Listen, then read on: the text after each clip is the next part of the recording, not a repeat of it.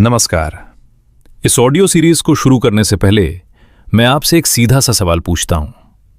क्या आपका डॉक्टर पोषक तत्वों यानी न्यूट्रिशन के बारे में जानता है?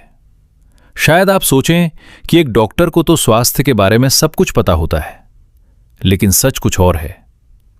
मेडिकल स्कूल में हमें बीमारियों का पता लगाना और उनके लिए दवाइयां लिखना सिखाया जाता है। हमें दवाओं के बारे में सब पता होता है, लेकिन पोषण के बारे में हमारी जानकारी न के बराबर होती है।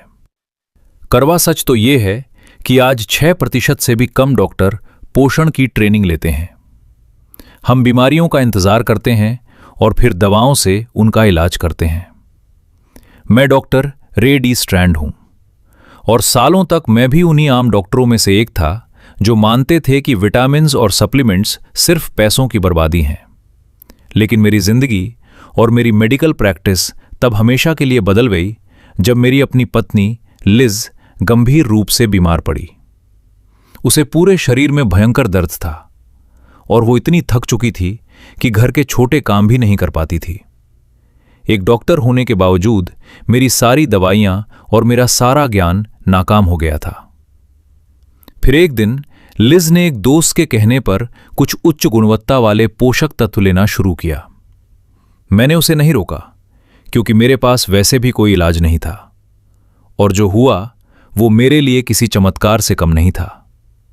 कुछ ही महीनों में वो न सिर्फ बिस्तर से उठ गई, बल्कि दोबारा घुड़सवारी करने लगी। इस घटना ने मुझे हिलाकर रख दिया। मैंने अगले 7 साल मेडिकल रिसर्च को खंगालने में लगा दिए, और जो मैंने पाया उसने मेरी आंखें खोल दी।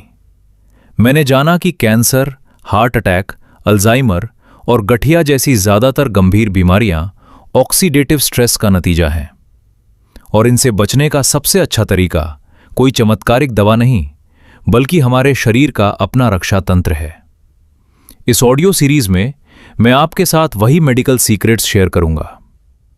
आप सीखेंगे अपने शरीर की प्राकृतिक हीलिंग पावर को कैसे बढ़ाएं, दिल की बीमारियों का असली कारण क्या है और क्यों सिर्फ कोलेस्ट्रॉल को दोष देना गलत है, बुढ़ापे को रोकने और शरीर को अंदर से जवान रखने की सही रणनीति क्या है। आपसे बस एक गुजारिश है, खुले दिमाग से मेरी बातों को सुने जैसे मैंने सुना था। अपने स्वास्थ्य को दोबारा पाने के लिए आपको डॉक्टर बनने की जरूरत नहीं है, बस अपनी सेहत के प्रति जागरूक बनने की जरूरत है। तो चलिए बीमारी से स्वास्थ्य तक की इस यात्रा की शुरुआत करते हैं। मिलते हैं पहले अध्याय में।